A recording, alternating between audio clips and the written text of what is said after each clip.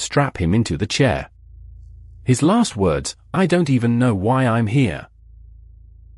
Hamilton Howard Fish was born in Washington, D.C., on May 19, 1870, the youngest child of Randall Fish and Ellen Frances Howell.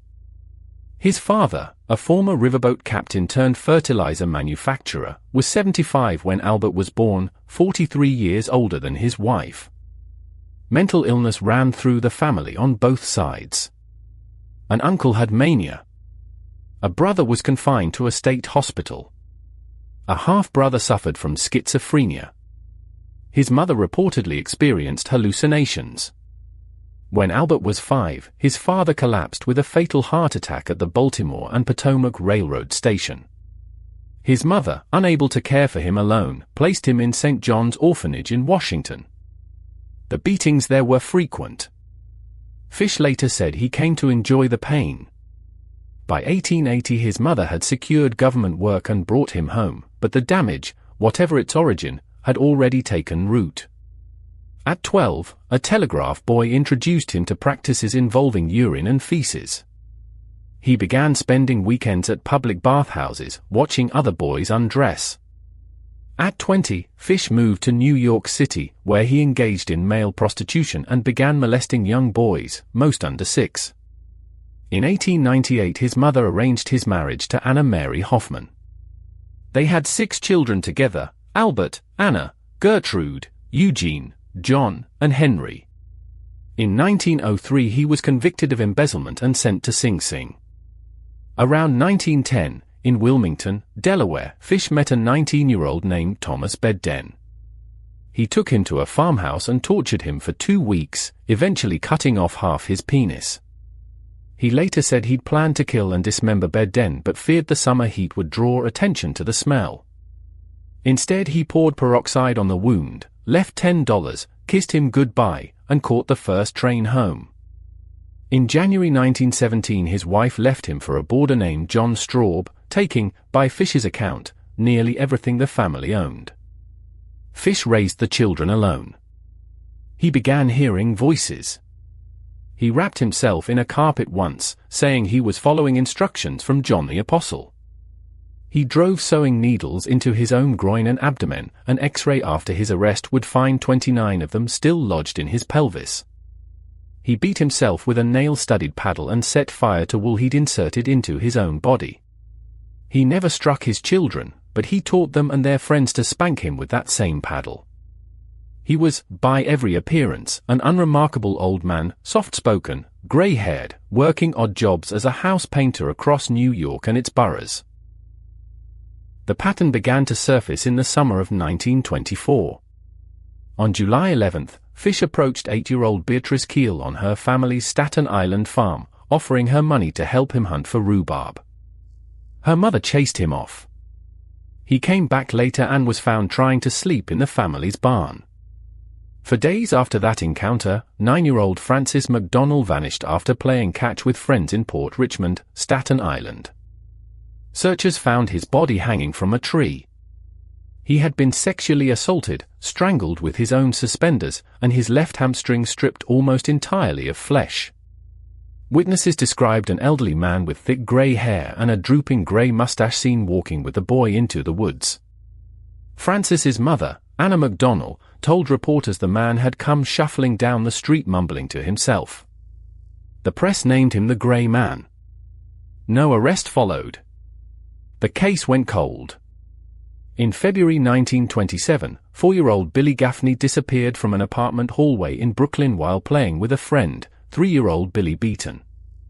When asked what happened, Beaton said simply, "The bogeyman took him." Gaffney's body was never found. A trolley motorman would later recognize a newspaper photograph as the man he'd seen dragging a crying, coatless boy on and off his car the day Gaffney vanished. Detectives confirmed Fish had been working as a house painter blocks from the abduction site that same day. At the time, none of this connected to a name. Then, on May 28, 1928, a well-dressed older man calling himself Frank Howard visited the Budd family in Manhattan, responding to a classified ad Edward Budd had placed seeking farm work.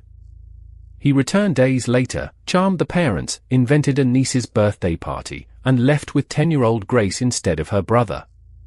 He took her to an abandoned building called Wisteria Cottage in Irvington, New York. Grace never came home. Detectives investigated a superintendent named Charles Edward Pope, arrested in September 1930 on the accusation of his own estranged wife. Pope spent 108 days in jail before being acquitted that December. The bad case sat unsolved for 6 years. In November 1934, a letter arrived at the Budd home. Delia Budd could not read, so her son read it aloud to her.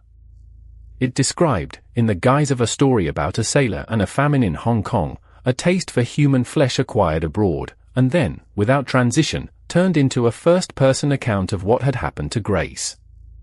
The writer described stripping her, choking her to death, cutting her into pieces small enough to carry home, and eating her body over 9 days. She died a virgin, it read. Police could not verify the Hong Kong story. Every detail about Grace's abduction checked out. The letter had been sent in an envelope stamped with the emblem of a chauffeurs' association. A chauffeur told police he'd brought some of that stationery to a rooming house on East 52nd Street. The landlady said the man who'd stayed there, an old man whose son wired him money, had just checked out and had asked her to hold his next check. Detective William King waited in the room for him to return. When Fish came back, he pulled a razor blade. King disarmed him and brought him in. Fish did not deny killing Grace Budd. He said he'd only meant to kill her brother. He led officers to Wisteria Cottage and showed them where her remains could be found.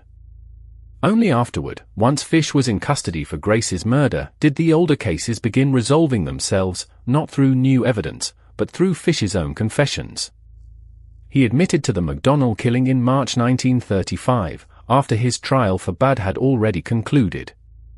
And in a letter to his own attorney, he described the killing of Billy Gaffney in detail so specific: the dump near Riker Avenue, the potato sacks weighted with stones, the cat of nine tails cut from his own belt, that it left no real doubt, even though Gaffney's body was never recovered to confirm it forensically. Fish's trial for Grace Budd's murder opened March 11, 1935, in White Plains.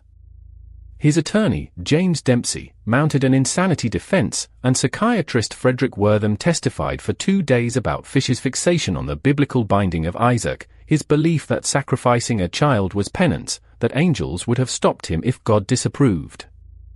Prosecution witnesses, including a former Bellevue physician, argued Fish knew right from wrong regardless of his perversions. The jury did not doubt Fish was insane. They convicted him anyway, one juror later saying they believed he deserved execution regardless. Judge Frederick Close sentenced him to death. Fish was executed at Sing Sing on January 16, 1936. Witnesses said he helped position the electrodes on his own body. It took 2 jolts before he died, feeding a rumor, later dismissed, that the needles embedded in his pelvis had shorted the chair. His attorney kept several pages of handwritten notes Fish wrote in his final hours, calling them the filthiest thing he had ever read, and refused to ever make them public. He was buried in the Sing Sing prison cemetery. Somewhere between the 3 killings police could trace to him and the 100 he once claimed, the true number stayed exactly where he left it, unconfirmed, and his alone to know.